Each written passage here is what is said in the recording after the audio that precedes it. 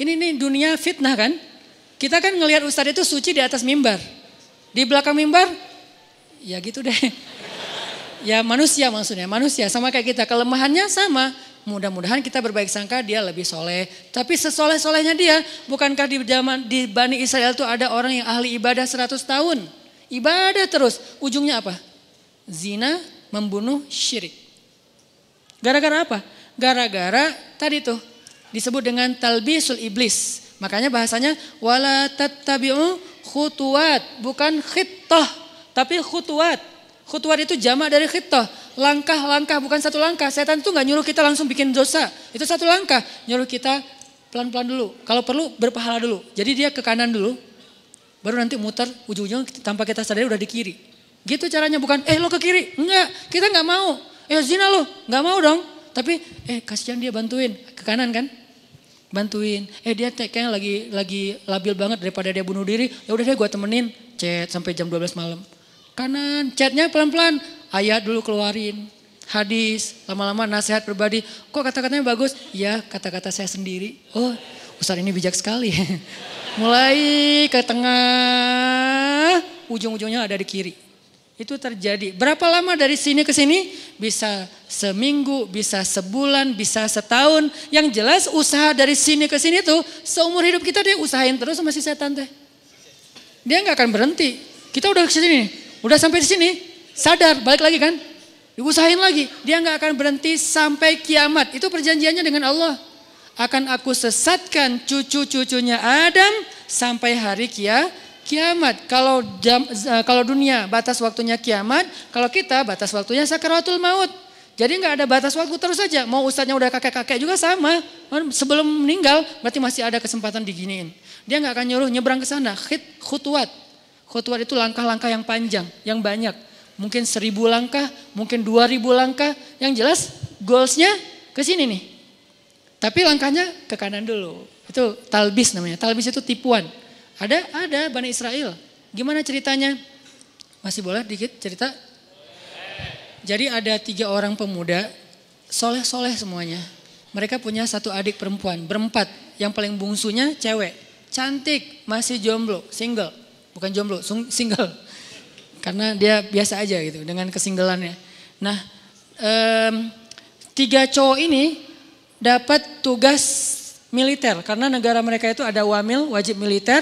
Ada peperangan, mereka diserang. Akhirnya dia 3 cowok ini dipanggil untuk ikut berperang. Mereka khawatir gimana dengan adiknya yang perempuan. Siapa yang akan jaga, ini cerita dari hadis. Bukan fiksi. Bukan fiktif. Fiksi beda lagi. Bukan fiktif gitu. Cerita dari hadis.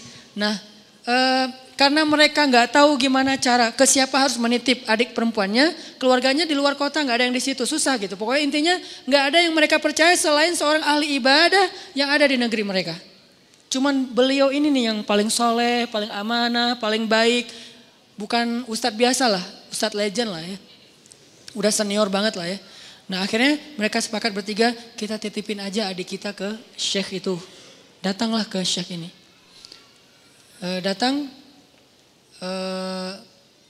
Kalau nggak salah namanya Barsisa, nama syekhnya, Syekh Barsisa. Kami dapat tugas militer, kami ingin menitipkan adik perempuan kami di rumah Anda. Karena tidak ada yang kami tenang menitipkan adik perempuan kami kecuali kepada Anda. Syekhnya nolak. Ya wajar dong, orang soleh takut fitnah kan. Astagfirullahaladzim, saya nggak bisa. Saya nggak pernah menampung kebenaran. Syekh ini juga nggak pernah nikah, saking sibuknya dengan ibadah, saking solehnya gitu. Bukan yang nggak nikah berarti udah sibuk ibadah juga. Beliau kayak Imam Nawawi. Imam Nawawi itu nggak nikah sampai akhir hayat kan. Ketika ditanya kenapa Anda belum menikah? Oh astagfirullahaladzim, saya lupa menikah. Kenapa? Karena saya sudah menikahi ilmu. Saking cintanya beliau dengan ilmu, ilmu itu lebih daripada istri buat beliau. Sehingga tidurnya dengan buku, bangunnya dengan buku, jalannya dengan buku, buku aja kerjanya. Imam Nawawi, ilmunya luar biasa dahsyat. Tapi jangan ditiru ya. Karena kita nggak gitu-gitu amat juga tentang ilmu. Ilmu enggak, nikah enggak kan. Ya pilih salah satu deh. Kalau enggak ilmu ya nikah gitu. Masalahnya kita ilmu gimana? Apakah udah selevel Imam Nawawi yang hadis dalam semalam hafal berapa ribu hadis. Terus setiap malam tuh nulis buku. Sholat 2 rakaat, satu paragraf. 2 rakaat, 1 paragraf. Jadi setiap paragraf itu 2 rakaat sholat. Wudhu dari isya ke subuh, 1 wudhu. Selama bertahun-tahun, satu wudhu sholat subuh dengan isya. Maksudnya nggak tidur semalaman karena terjaga wudhunya Imam Nawawi. Nah Syekh bersisa nolak, nggak mau. Please, karena kami nggak tahu harus menjagain harus nitip ke siapa daripada adik saya apa-apain orang. Karena udah dipaksain terus, ya udah deh. Kalau mau saya minta satu hal, bikinkan untuk adik kalian satu ruangan, satu kamar yang nggak campur dengan rumah saya di belakang gitu. Akhirnya dibangunin sama mereka kamar sederhana untuk adiknya yang perempuan, taruh aja di belakang rumah si syekhnya. Syekhnya biasa beribadah di musola, jadi rumah musola kamar ceweknya. Jarak musola dengan kamar ceweknya terhalang oleh rumah syekh, jadi agak berjarak gitu. Udah pergi mereka berjihad. Hari-hari pertama syekhnya nggak pernah berkomunikasi satu patah kata pun dengan si cewek ini. Karena diamanahin nafkah kebutuhannya, akhirnya dititipkan uang. Syekh ini ke pasar beli roti setiap pagi, taruh roti di depan pintunya, balik lagi ke musola zikir. Astagfirullah. Si perempuannya tahu jam udah ada roti di depan pintu dia buka, ambil roti, makan di dalam. Nggak pernah komunikasi. Sehari, seminggu, minggu kedua mulai datang setan. Yuwaswis fi sudurin pakai perasaan, bukan pakai logika. Perasaannya yang diusik. Kasihan juga tuh cewek kesepian. Masa nggak disapa sama sekali, ntar dianggap sombong loh. Ya sapa sederhana aja, nggak usah berlebihan, cuman sehat gitu doang. Oh ya udah, titipin roti. Assalamualaikum, sehat teh, sehat Ustadz, alhamdulillah. Oh ya, pergi aja. Gitu doang. Jadi kayak japri, sehat, udah. Nggak pakai emoticon. Jadi benar-benar kayak tiis aja gitu kan ya, dingin aja, nggak ada apa-apa gitu.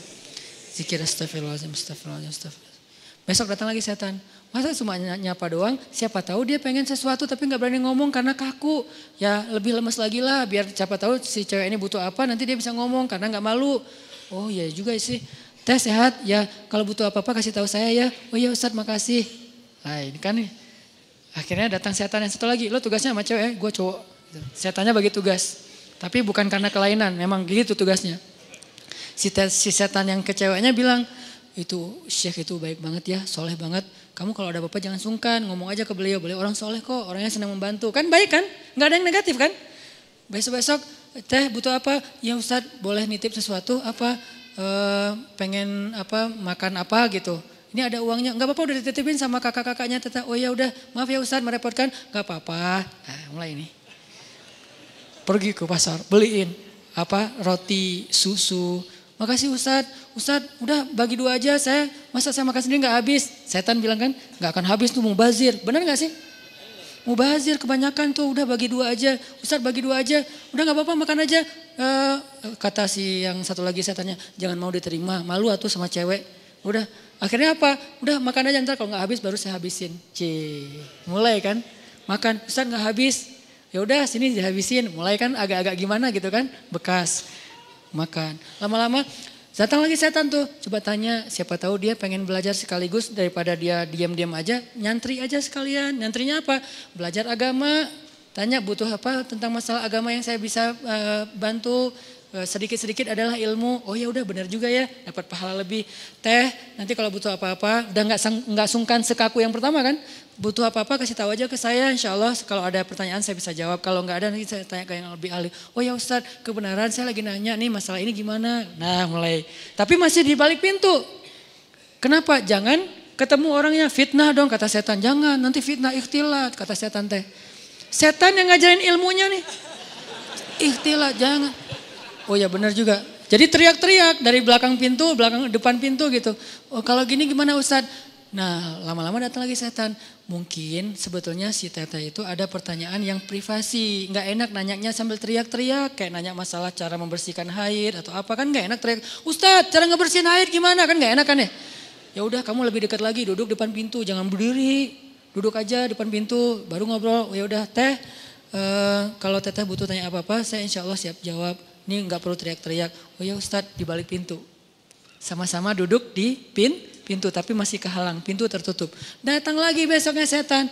Apa kata orang ngelihat kalian udah ngomong kayak gitu, satu dalam satu di luar tapi duduk di pintu, kan jadi fitnah. Ntar dikira semua orang ada apa-apa. Lebih baik masuk ke dalam biar nggak ada yang ngelihat. Tapi pintunya dibuka, awas jangan ditutup, ntar digoda setan. Lah ngomong setan. Nah ini nih setan nih, talbis. Makanya ada buku tebal ya, judulnya Talbisul Iblis. Tipu daya, tipu muslihat iblis. Gitu dibawanya ke kanan dulu, baru ujung-ujungnya ke kiri tanpa disadari. Tapi buka pintu ya. Oh iya juga ya, nggak boleh tutup pintu, ntar jadi ikhtilat lagi. Ntar setan lagi. Padahal dari tadi juga setan. Udah teh boleh di dalam aja, nggak enak dilihat orang. Oh ya Ustaz nggak apa-apa. Yang bagian ceweknya bilang nggak apa-apa, dia orangnya amanah, nggak usah khawatir. Gitu kan? Udah aja duduk dekat pintu tapi udah di dalam ruangan. Ngobrol. Udah ketemu orangnya. Beda udah pasti. Pertama cewek ini gak pernah kenal dekat sama cowok. Kedua syekh ini gak kenal dekat sama cewek. Ini adalah kali pertama mereka berinteraksi lawan jenis dan dekat sekarang. Gak ada siapa-siapa. Mulai bercanda. Jangan kaku-kaku amat dah tuh ngantuk taklim teh. Kasih candaan dikit. Ya udah mulai canda. Jadi akrab. Jadi hai. Malu dilihat orang. Masa bercanda tapi kelihatan orang. Udah tutup aja pintunya. Kan udah saling kenal, udah saling percaya. Tutup pintunya. Ngobrol. Nauzubillah. Terus dekat. Sampai akhirnya curhat si cewek ini. Namanya manusia pasti semuanya punya masalah kan. Akhirnya dia berani curhat. Ustadz, saya udah anggap Ustadz sebagai keluarga saya. Saya percaya. Boleh saya curhat masalah pribadi? Curhat. Curhat. Buka. Waktu itu masih syariat hijab. Cadar. Buka cadarnya. Langsung udah lihat wajahnya. Udah kemana-mana. Udah setan teh. Setan yang datang udah bukan lagi bab ini. Setan kan gonta-ganti. Sesuai dengan kapasitasnya. Sekarang bab yang lain lagi. Datang setan yang ahli di bidang yang lain. Udah. Terus saja sampai mereka akhirnya udah akrab. Udah tahu semua cerita-ceritanya. Nangis. Ceweknya nangis. Senangis-nangisnya. Datang setan romantis. Kalau yang pertama gak ngerti romantis. Taunya fikih. Kalau sekarang setan jangankan setan. Manusia aja ada yang kayak gitu. Dulu Snok Hogranya yang di Aceh tuh. Dia hafal ribuan hadis, hafal Quran 30 juz hanya untuk merusak masyarakat Aceh dengan berstatus ulama kan ya. Itu manusia loh, apalagi setan yang udah lebih legend lagi tuh. Akhirnya setan romantis datang. Kalau cewek lagi nangis kayak gitu jangan didiemin, kasih bahu. Nanti kalau dia tersinggung gimana? Gak akan tersinggung. Cewek kalau lagi kayak gitu dia gak akan tersinggung, dia pasti positif. Jangan kasih bahu pas dia lagi ngomongin masalah agama. Kasih bahu pas dia lagi nangis, lagi emosional. Itu pasti dia akan terima. Oh gitu ya? Udah Neng. Nah mulai nih akrab, usap-usap. Jadi nauzubillah akhirnya mereka berzina. Udah di sini kan? Udah berzina. Berzina sekali karena udah terlanjur dosa lah. Kagok Udah kagok kan, udah aja, biasa aja gitu. Udah dosa juga gitu. Jangan manggil syekh lagi lah, manggil A aja. Jadi tadi kan manggilnya syekh, lama-lama ustadz, lama-lama AA. Manggil lah, udah akrab teh, udah zina, ada segala macam, nauzubillah. Ngomongnya juga gak enak. Udah gitu, maaf perempuannya hamil. Perempuannya hamil, syekh ini takut ketahuan sama kakak-kakaknya. Karena adik perempuan mereka ternyata dihamili sama syekh ini. Kalut, panik, datang setan kriminal. Bilang, lo udah bikin adiknya, lo gak akan dibiarin hidup. Setannya udah beda ngomongnya. Ngomongnya udah beda. Udah terlanjur, udah lo habisin aja deh. Gak usah banyak mikir, udah lo habisin aja lo sekarang. Udah. Gitu-gitu. Oh udah dihabisin, dibunuh ceweknya. Karena takut ketahuan. Ditakut-takutin sama setan. Pokoknya lo habis, lo malu, semua orang kampung akan mencela kamu dan segala macam. Pokoknya dibikin goyah banget nih syekh ini. Akhirnya dibunuh, dikubur di belakang rumah. Tapi udah dibisikin sama setan alasannya, modusnya apa? Bilang aja sakit, meninggal, dikuburin. Nggak lama, belum juga, baru sehari, kadarullah datang nih kakak-kakaknya. Syekh, assalamualaikum, waalaikumsalam. Syekh, alhamdulillah kami semuanya selamat. Adik kami di mana? Syekh ini pura-pura sandiwara. Ada apa Syekh? Innalillah, yang sabar ya gitu. Allah mentakdirkan kalian gak ketemu lagi. baru aja kemarin adik kalian sakit keras dan meninggal. Maafkan saya nggak bisa jaga amanah kalian. Innalillahi wa inna ilaihi raji'un. Ya nggak apa-apa Syekh, di mana kuburnya? Di belakang. Datang doa, pulang aja. Setan kan jahat banget ya. Setan tuh nggak pernah berpihak sama kita. Dia itu pengadu domba. Malam setan ini datang ke dalam mimpi ketiga kakak beradik ini, mimpinya sama. Setan yang sama, gimana nggak sama redaksinya? Mimpinya sama. Datang, adik kalian itu nggak meninggal sakit, dibunuh setelah dinodai sama Syekh itu. Buktinya kalau kalian mau tahu, coba kalian gali kuburnya, lihat bekas pembunuhan itu. Kalau datang ke satu, ya anggap aja mimpi. Datang ke yang kedua, sama. Ketiga sama, bangun dari mimpi. Saya mimpi buruk tentang adik, saya juga sama. Apa mimpinya? Diceritain, kok sama ya mimpi kita? Mencurigakan sekali kan? Kok mimpi kita sama? Wah bahaya nih, kita bukan suudzon sama Syekh, tapi kita harus buktiin. Ayo, besoknya mereka diam-diam datang, digali kubur adiknya yang belum kering, yang masih basah tanahnya. Benar ada bekas pembunuhan dan dia dalam keadaan hamil. Syekh ini langsung dibawa ke pengadilan. Dikeroyok sama massa, dibawa ke pengadilan, diputuskan hukuman mati. Di tiang hukuman mati, sebelum dia mati, datang setan yang terakhir. Setan yang paling banyak ilmunya, ulamanya setan. Ini nih setan paling pro nih. Datang terakhir. Syekh, kata dia. Syekh tahu selama ini kenapa Syekh sampai di sini? Yang membuat Syekh sampai di sini tuh saya dan geng. Saya and the gang. Kita yang menggoda Syekh dari awal mau menerima cewek itu, kemudian ngasih roti, kemudian mau menyapa, kemudian mau fatwa, kemudian duduk di dalam rumah, kemudian menutup pintu sampai berzina, membunuh dan seterusnya, berbohong, itu semuanya kami. Dan sekarang kamu udah gak bisa ngelak. Hukuman sudah ditetapkan, masyarakat sudah benci sama kamu. Satu-satunya cara kamu selamat sekarang adalah cuman kami yang bisa nolong kamu. Karena kami yang mencelakai kamu. Gimana cara saya bisa selamat? Tunduklah ke saya. Sujud. Kalau kamu sujud ke saya, maka kamu akan kami selamatkan. Ini kesempatan kamu yang terakhir. Itu pedang untuk memancung dia itu udah siap. Orang kayak gitu kan labil banget. Akhirnya dia sujud, dia mengakui setan itu sebagai Tuhan, dipancung, matilah Syekh ahli ibadah 100 tahun ini dalam keadaan pembunuh, pezina, pembohong, dan syirik. Kenapa bisa kayak gitu?